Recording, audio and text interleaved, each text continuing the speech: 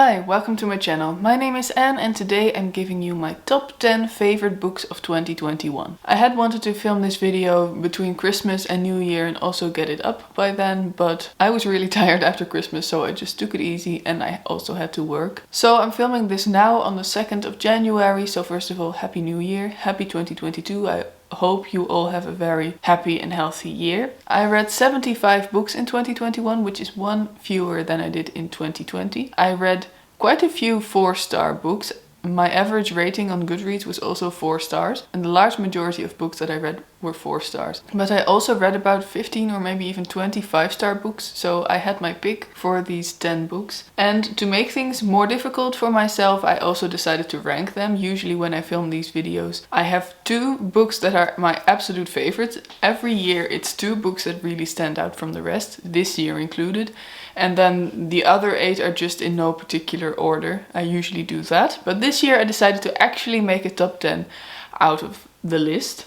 And there's also something in my eye, so that's annoying. So I made an actual top 10 and it was pretty difficult. And if you ask me again tomorrow, there will probably be a different order to these books. But right now, at the 2nd of January at about 12 p.m, this is the order of my top 10 books of 2021. Let's go through them. On spot number 10 there is Mystery Impossible by Maggie Stiefvater. I've talked a lot about this book this year. This was one of my most anticipated releases of 2021. And it is the second book in the Dreamer trilogy, which is kind of a sequel trilogy to the Raven Cycle, which is Maggie Stiefvater's most famous series. And this Dreamer trilogy is mostly about Ronan, who was also an important character in the Raven Cycle, I should say. It's also about a couple of new characters. And I really love this series because I adore Maggie Stiefvater's writing. It's about dreaming, which is a theme we will see again in this list. There is a recurring theme to these books. I tend to love books about dreaming. It's just something I'm very interested in. It's fascinating to me. So this perfectly fits that as well. I don't want to say too much about it because that will not only spoil this series, but also the Raven Cycle probably. But Where Call Down the Hawk, the first book, was already a wild ride and basically the Raven Cycle on steroids. This took it even further. So much happened in this. There was a lot going on. I think I liked this better than the first book. And there were some big reveals, especially at the end, that had me completely at the edge of my seat. I finished this book and I don't really all that often get that feeling of I need the next book right now. That's just not something I usually experience. But with this one, it was really how do I have to wait months, maybe even a year? I don't even know when the third book is coming out. I need to know more. So yeah, really enjoyed this. This is such a wild ride of a series and I love it. On spot number 9 is one of the last books I finished in 2021 and it's the 5th season by N.K. Jemisin, which is the first book in the Broken Earth trilogy. When I mentioned this book in TBRs and book hauls and things like that, I always described it as science fiction. But I think it might be more fantasy or maybe a combination between the two. It's really a bit of a hybrid book, I think. It is about a world where a lot of natural disasters happen. There are a lot of earthquakes and volcano eruptions and things like that. And people are kind of used to having to start completely from scratch because everything is destroyed. And there are also people in this book that have special abilities. They are called Origins and they have the ability to kind of feel the earth. They are kind of one with the earth in a sense. They feel what the earth is doing and they can also manipulate this. So because of that, they are viewed as very useful because they can stop earthquakes and they can stop these natural disasters from happening. But they are also viewed as very dangerous because they can also make these things happen. And people are scared of them. People view them as lesser than. There are also definitely some parallels with racism in here and slavery as well. And at the start of this book, this really big disaster is created by someone. And this is kind of the disaster to end all disasters, the eruption to end all eruptions. And we see the aftermath of that, but we also get some other perspectives that are taking place earlier in the timeline, and we get to learn more about this world and how it is set up. And I really loved it. I really want to read the second and third book quite soon, even though I'm not very good at reading sequels soon after finishing the first book. The world building in this is absolutely magnificent. I was very confused for large parts of the book, but I didn't mind that. I just enjoyed getting to know things as the author revealed them to us. And also at one point I found out that there's an appendix in the back which explains lots of words and terminology that I had trouble grasping, so that really helped once I found that out. And the writing in this was also very good. It's not dense and it's not really the writing style you usually expect from a fantasy book. It is more informal in a way. It really enables you to get to know the characters because of the way they are speaking and thinking and experiencing things, and I really enjoyed that, and this was just such a good book, and I get why so many people on BookTube love it. On spot number 8 there is another sequel. In fact, there is a finale to a series, and it is The Galaxy and the Ground Within by Becky Chambers.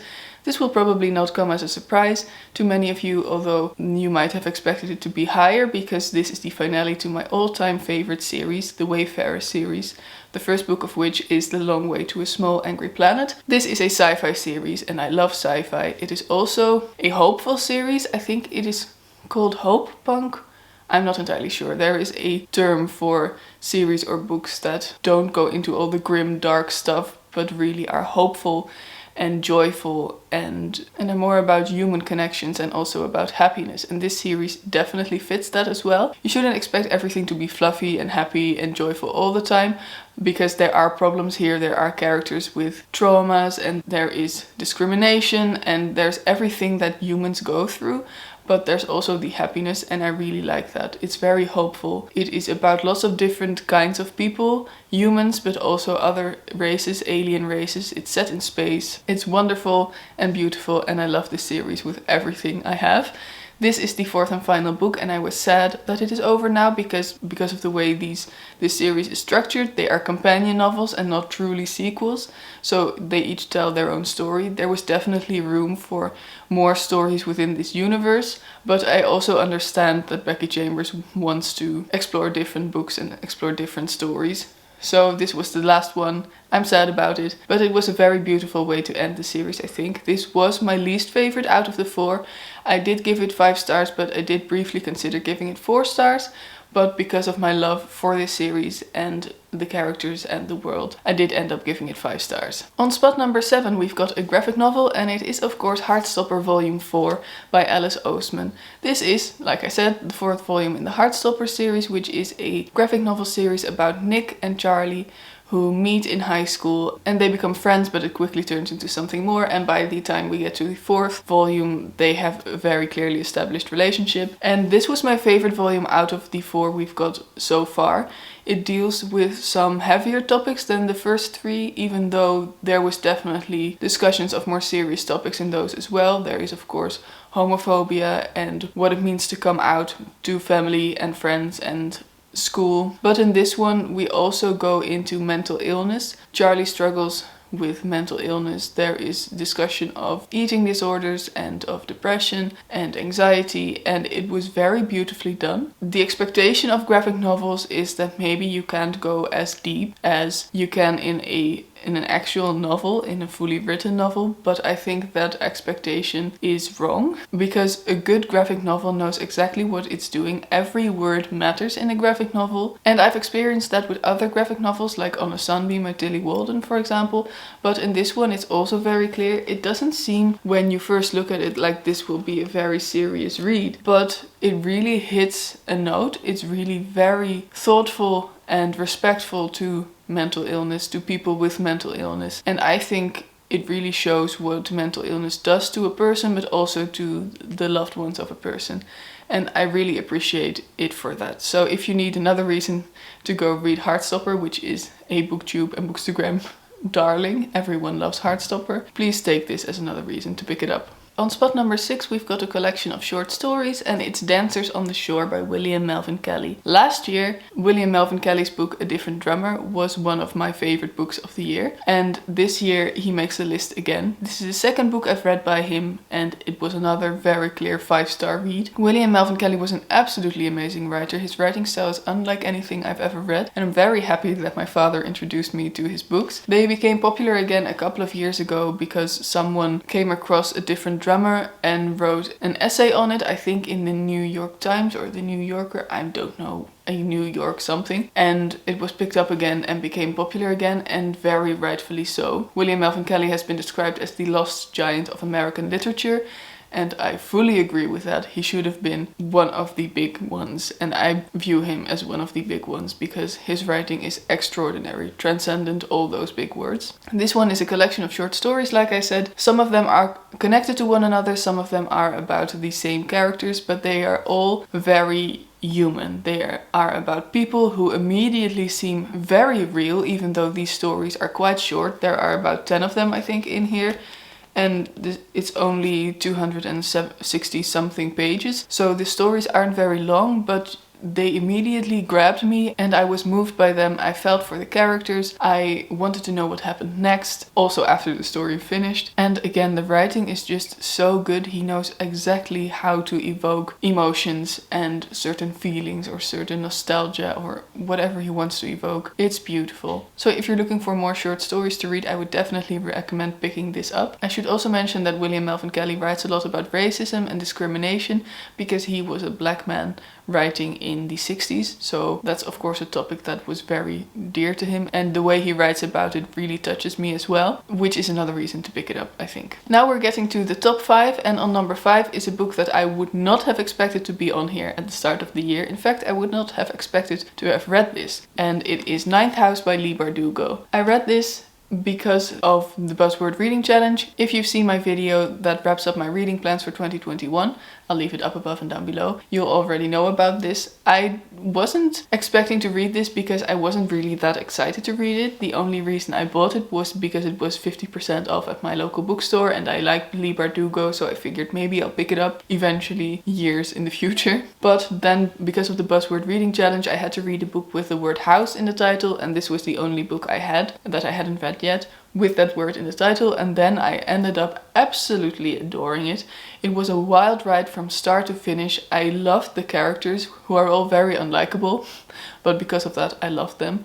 I loved the setting of Yale University, because this is a dark academia novel. It is set at Yale University, where Alex Stern is a freshman. She wasn't expecting to go to university. She lived a very different lifestyle than Yale University students normally do, but she was kind of recruited because of a certain ability that she has, and she is tasked with monitoring the secret societies of Yale University. With that comes a lot of responsibility, a lot of secrets, and it was really, really cool. It is kind of told in 2 timelines, I think, one of them looking back on what happened earlier in the year. And this structure works really well, I think, because you know what is happening in the now, and you know that certain things have changed compared to earlier in the year, and then you get to see glimpses of what happened throughout the year, and it really made me so curious and intrigued about what happened to Alex, what happened to the other characters in here, and what went down to get them into the situation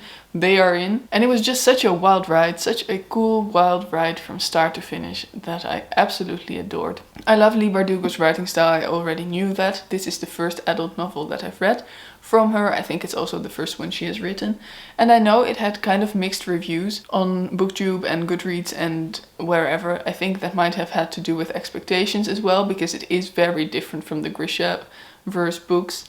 And it is also very different from books like The Secret History or other dark academia books, I think. I'm so glad I read it, and I'm really looking forward to the sequel whenever that will come out. Book number 4 was one of the first books I read in 2021, and it was also one of my most anticipated releases of the year, and it was Concrete Rose by Angie Thomas. This is a prequel to The Hate You Give, which is one of the most famous and most well-loved books on BookTube, I think, with reason, because it is amazing. This tells the story of Maverick Carter, who we know as the father of Star in The Hate You Give. Star is the main character of The Hate You Give. She is 16, I think, in that story. And we get to know her father, and he's a very well-loved character. And he was also very well portrayed in the film. And because of that, and because of the way people responded to Maverick, Angie Thomas realized she needed to write his story. And she wrote this prequel, which is about 17-year-old Maverick Carter. So we see him as a teenager and we see his struggle living in a rough neighborhood, being part of a gang because his father was part of a gang and because that is basically what was expected of him. And at the start of the book he also becomes a father and he has to take care of a little boy. He has a very rough life and we get to see how he deals with the racism, with the expectations, the very low expectations society has of him, and the way people view black men and how they are sometimes not even seen as human, how they are portrayed as monsters, and how black boys can never really be children because of the way they are treated. It is a very hard-hitting book, but also very beautiful. Angie Thomas always writes very beautifully about family and about those strong bonds and relationships, and that's in this one as well. It's one of the things I love most about her books. Her writing style is also very good. It's just such a beautiful book and it was the perfect example of the way you should do a prequel, I think. We've now come to the top 3 and number 3 on the list is a book I don't actually have a physical copy of, but I really do want to change that because I love this book so much. And it is The Dreamers by Karen Thompson Walker. This is a book I also wasn't expecting to read in 2021, but I had to read a book with the word dream in it in January for the Buzzword Reading Challenge, and I didn't have a book with the word dream in the title, I should say. So I went on a search for a book that spoke to me and I ended up with The Dreamers. And it was absolutely phenomenal. And again, here is the theme of dreams. This is a book set in a small college town in California. In this town, a disease starts to crop up. And it's a disease where people fall asleep and don't wake up. They just keep sleeping, and scientists soon find out that these people experience heightened levels of brain activity, and that basically means that they are dreaming very intensely.